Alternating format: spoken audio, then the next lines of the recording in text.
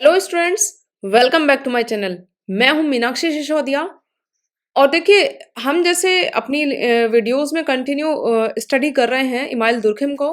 तो आज मैं आपके लिए एक नई थ्योरी लेकर आई हूं, थ्योरी ऑफ रिलीजन यानी धर्म का सिद्धांत। देखिए, अलग अलग थिंकर्स ने अलग अलग विचारधारा के साथ अपने विचारों को रखा और बताया कि कैसे धर्म की उत्पत्ति हुई। हम जानेंगे कि मैक्स मूलर ने कैसे बताया कि धर्म की उत्पत्ति कैसे हुई है, टॉयलर महोदय ने अपने तरीके से बताया कि धर्म की उत्पत्ति कैसे हुई थी समाज में, और दुर्खिम जो हैं, दुर्खिम की ये मोस्ट इम्पोर्टेंट थ्योरी है जो एग्ज़ाम्स में पूछी जाती है। तो हम इसको भी जानेंगे कि कैसे इन्होंने अपनी धर्म के सिद्धांत को समाजशास्त्रीय आधार पर प्रस्तुत करने का प्रयास किया। तो चलिए शुरू करते हैं। मैंने अपनी लास्ट वीडियो में भी ब्रीफ किया था कि जो धर्म था उस वक्त उसका ह्रास हो रहा था और दूसरी तरफ जो है साइंस डेवलपमेंट की तरफ बढ़ रहा था। यानी साइंस प्रगति कर रहा था और जो धर्म को लेकर लोगों की विचारधारा थी वो कमज़ोर हो रही थी। और देखिए, वो एक तरह से देखा जाए तो सही भी था कहीं ना कहीं। वो सही इसलिए था क्योंकि लोग उस वक्त से पहले जो थे वो धर्म से इतने कनेक्टेड थे कि लोग अंधविश्वास की तरफ बढ़ने लगे थे। लोगों को पता ही नहीं था कि उनका डेवलपमेंट किस चीज़ से होना है और कैसे होना है। तो इन सब थ्योरीज को हम जानेंगे कि क्यों इससे ये लोग अलग हटे समाज के लोग, और कैसे उत्पत्ति हुई धर्म की। धर्म की उत्पत्ति का इन्होंने आधार ये बताया कि जो व्यक्ति और समाज के मध्य संबंध थे उस वक्त वो बहुत ज़्यादा अच्छे नहीं थे, वो कमज़ोर हो रहे थे। साथ में व्यक्तिवाद का बोलबाला था। अब अगर हम बात करें इनके उद्देश्य की, तो इनका जो उद्देश्य उस वक्त रहा है, उद्देश्य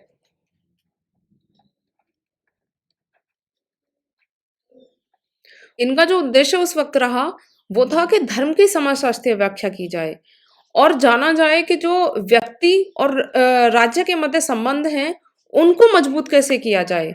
साथ में ये कहते थे कि जो सामाजिक एकता है, सामाजिक एकता उस वक्त कमजोर हो रही थी, तो उसकी समस्या को कैसे दूर किया जाए। यानी समाज में जो एकता है उसको कैसे लेकर आया जाए फिर से, और कैसे समाज को पुनर्गठित किया जाए।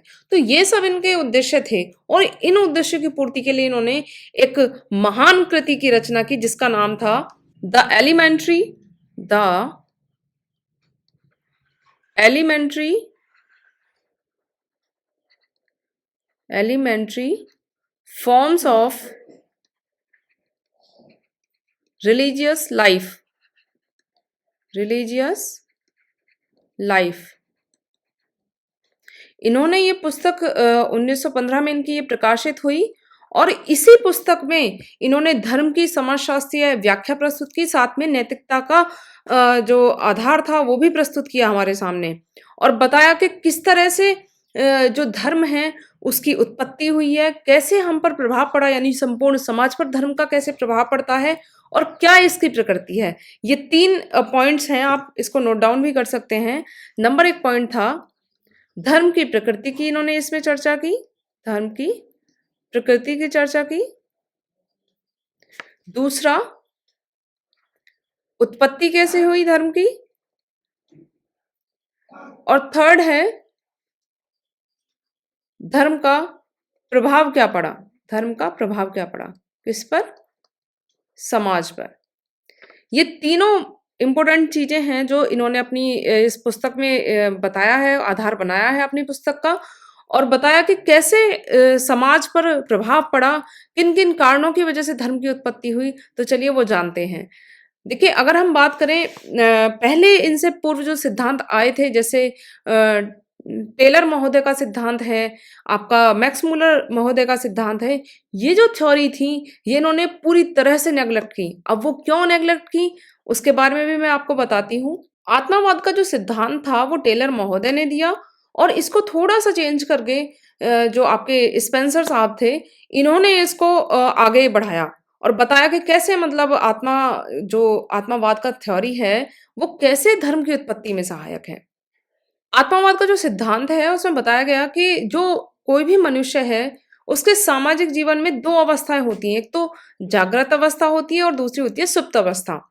तो इन दोनों अवस्थाओं में क्या हुआ कि उस वक्त जो व्यक्ति था उसके मस्तिष्क में एक चीज चलती थी कि जब मैं जगता हूं तो मेरे अंदर एक आत्मा रहती है, लेकिन जब मैं विश्राम करता हूँ या सोता हूँ उस वक़्त मेरे अंदर 2 आत्माएँ होती हैं जो कि एक तो मेरे अंदर ही रहती है, उस स्थान पर ही रहती है जहाँ मेरे बॉडी रहती है और दूसरी जो आत्मा है वो अलग विचरण करती है मतलब अलग घूमती है वो। और किसी पर मतलब उसका कोई कंट्रोल नहीं होता, ना ही मेरा होता है, ना ही किसी अन्य व्यक्ति का होता है, वो एक स्वतंत्र रूप में विचरण करती रहती है। तो इस तरह की विचारधारा उनके मस्तिष्क में आई और इनका कहना था कि जो व्यक्ति थे उस वक़्त समाज के, वो ये कहते थे कि जो विचरण करने वाली आत्मा है, वो कहीं न कहीं धीरे-धीरे, धीरे-धीरे प्रेतात्मा बन जाती है। प्रेतात्मा बनने के बाद में वो जैसे बीमार होता है कोई व्यक्ति तो उसकी वजह से होता है या कोई किसी तरह का संकट आता है तो उस आत्मा की वजह से आता है मतलब ये सारी जो मनगढ़ंत चीजें थी वो होने लगी उस वक्त उनका कहना था कि जो कोई भी समस्या आ रही है तो वो उन प्रेतात्माओं की वजह से आ रही है वो परेशान करती हैं इस तरह का उस वक्त के समाज में प्रचलन था जो इनका कहना है टेलर महोदय का और स्पेंसर साहब का तो इन्होंने बताया कि इस तरह की जो चीज़ें थी वो उस वक़्त समाज में होने लगी और धीरे-धीरे चलते-चलते ये चीज़ें एक नए आयाम पर पहुँची। तो उनकी पूजा होने लगी और उन चीज़ों को माना जाने लगा। लेकिन वहीं दुर्खिम ने अपोज़ जो किया वो इस आधार पर किया कि देखिए कोई भी सोते वक़्त यदि हमारे मन में कोई स्वप्न आता है या इस तरह की कोई विचार आते हैं, तो वो इसलिए आते हैं क्योंकि हम जागृत अवस्था में उन चीज़ों से कनेक्टेड होते हैं। या जागृत अवस्था में जिन चीज़ों से हम कनेक्टेड होते हैं, वो हमारे सपने में आती है, हम ये भी कह सकते हैं। तो इनका कहना ये था कि इन चीज़ों को, प्रेतात्माओं को या हम इन्हें मान लें कि ये देवी-देवता हैं या हम इनकी वज़ह से परेशान हो रहे हैं या हमारे अंदर कोई अलग से आत्मा है, इस तरह का कोई भी विचार, वो हमारे लिए भ्रामक सिद्ध हुआ और इन्होंने बताया कि ये बिल्कुल एक नकारने वाली थ्योरी है, वो इस तरह की है।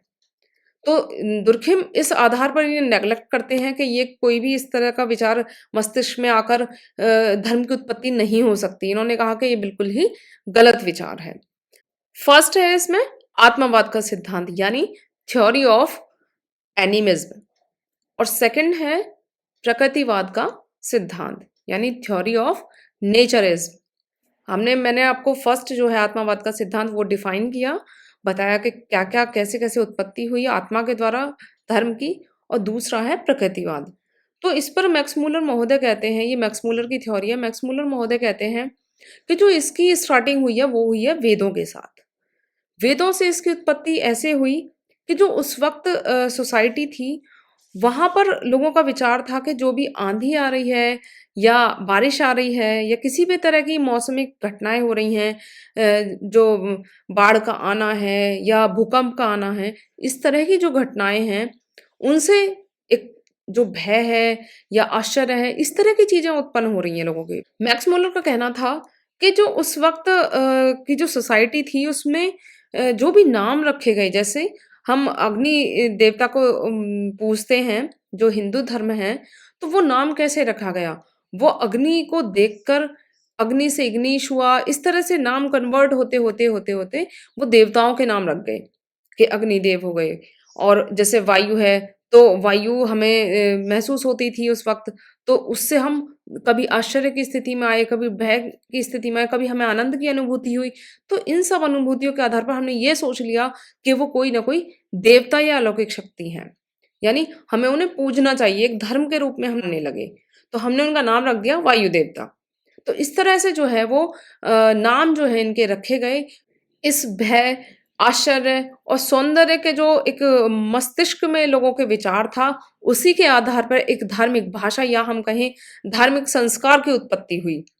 लेकिन वहीं दुर्खिम अपोज़ में कहते हैं कि इससे सिर्फ़ और सिर्फ़ एक धार्मिक भाषा की उत्पत्ति हुई, ना कि एक धर्म की उत्पत्ति हुई। तो इन्होंने इसको भी नेगलेक्ट किया क्योंकि इनका कहना था कि इससे किसी धर्म की उत्पत्ति नहीं कह सकते हम कह सकते हैं सिर्फ़ एक धर्म का सिर्फ़ नाम रखा गया या देवताओं के नाम रखे गए।